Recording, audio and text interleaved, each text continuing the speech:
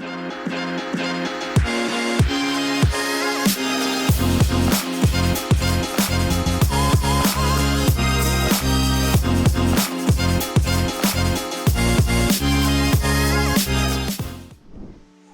pembelajar ASN Kota Tangerang, kita kembali pada video pembelajaran ruang lingkup dan jenis pelayanan SPM.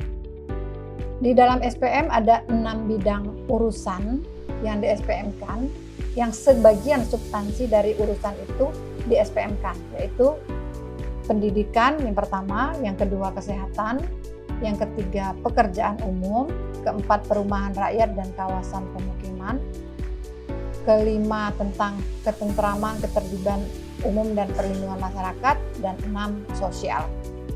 Nah, masing-masing bidang ini untuk 6 urusan ini diberlakukan SPM bagi pemerintah provinsi dan pemerintah daerah kabupaten kota. Untuk jenis pendidikan, untuk urusan pendidikan, ya, jenis SPM-nya untuk yang di provinsi terkait dengan usia peserta didik untuk pendidikan menengah, yaitu usia pendidikan sekolah dasar, sekolah menengah atas. Artinya SMA ini menjadi kewenangannya provinsi. Di dalam jenis pelayanannya adalah setiap anak usia 16 sampai dengan 18 tahun ini mendapatkan pendidikan dasar menengah, dan setiap anak usia 4 tahun sampai 18 tahun itu mendapatkan pendidikan dasar khusus atau pelayanan khusus untuk SPM pendidikan. Nah, untuk kabupaten dan kota, termasuk Kota Tangerang dalam hal ini yang mengikuti pembelajaran, jenis pelayanan standar pelayanan minimal untuk pendidikan yaitu setiap anak usia 5 sampai 6 tahun itu mendapatkan pelayanan dasar pendidikan anak usia dini. Lalu setiap anak usia 7 sampai 15 tahun itu pelayanan dasar pendidikan dasar, dan setiap anak usia 7 sampai 18 tahun mendapatkan pelayanan dasar pendidikan kesetaraan. Jadi ada 3 jenis pelayanan untuk SPM pendidikan di Kota Tangerang yang harus dipenuhi oleh pemerintah dan yang menjadi kewajiban pemerintah dan menjadi haknya warga negara. Lalu untuk SPM-nya kesehatan, khusus untuk SPM yang ada di kota, ya, di kota, yaitu ini juga mengikuti siklus hidupnya manusia. Jadi karakteristiknya SPM kesehatan itu adalah siklus hidup, mulai dari ibu hamil atau bayi dalam kandungan, lalu bayi baru lahir, balita, remaja, usia produktif, dan usia pendidikan, anak dalam usia pendidikan, lalu kemudian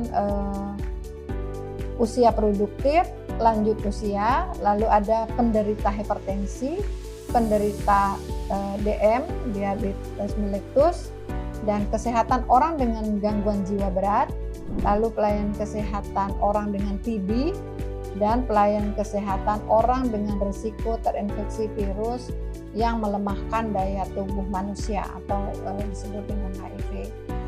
Ini ada 12 jenis untuk SPM-nya kota. Lalu untuk provinsi, sekilas saja ada SPM terkait dengan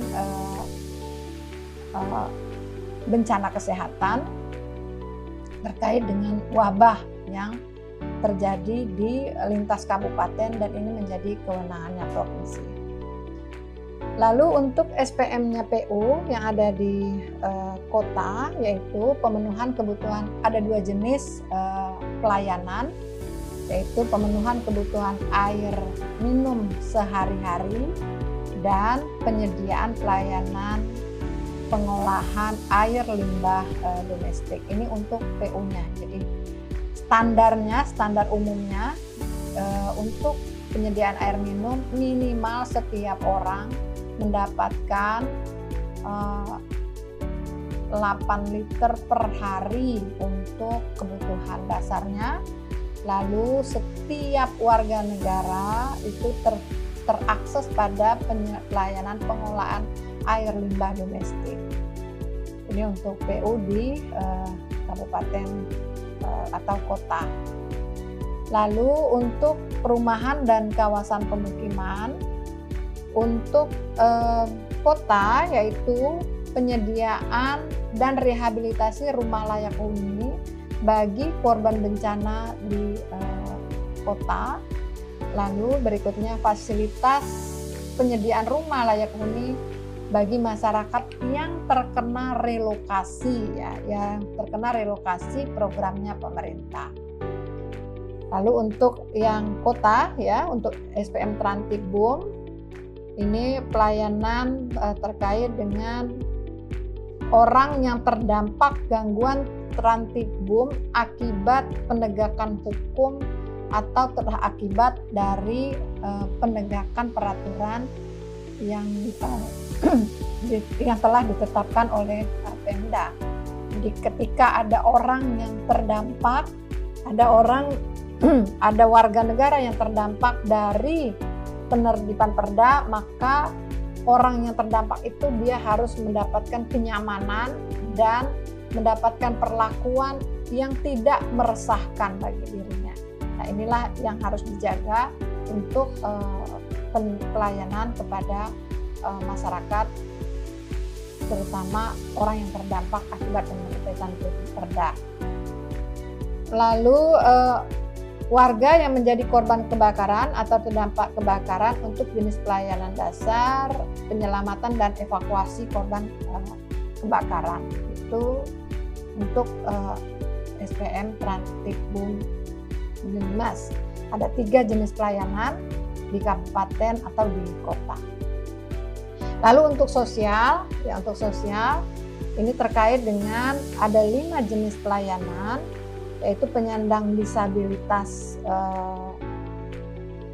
terlantar berada di luar panti, ada anak terlantar, ada lansia terlantar, gelandangan terlantar atau pengemis, lalu korban bencana yang ada di kota. Semua untuk jenis pelayanan terkait dengan mulai dari penyandang disabilitas, anak terlantar, lansia terlantar, pengemis gelandangan, dan juga korban bencana, semuanya khusus yang sampai dengan anak terlantar, gelandangan pengemis, dan lansia terlantar, ini semua berada di luar panti. Ya, untuk di dalam panti itu menjadi kewenangannya provinsi karena provinsi mempunyai panti. Sehingga sekali lagi jenis pelayanan ini untuk sosial berada di luar panti. Jadi kalau ada yang masih kelihatan di jalan-jalan lansia, terlantar, kemudian ada juga pengemis, ini menjadi tanggung jawabnya pemerintah daerah untuk ditertibkan, dan itu harus menjadi rasa aman bagi yang warga negara yang melintas, demikian juga warga negara yang tadi gelandangan, pengemis, dan lansia terlantar, semuanya berada di luar panti.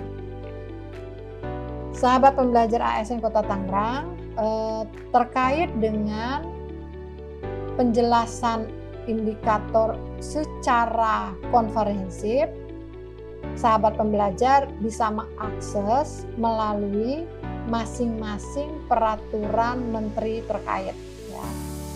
Menteri terkait mulai dari peraturan Menteri Pendidikan untuk SPM Pendidikan, lalu peraturan Menteri Kesehatan untuk SPM Kesehatan, peraturan Menteri PU untuk SPM PU, peraturan Menteri Perumahan Rakyat dan Kawasan Pemukiman, dan juga ada peraturan Menteri Dalam Negeri terkait dengan SPM Peranti Pelumas dan peraturan Menteri Sosial untuk SPM sosial.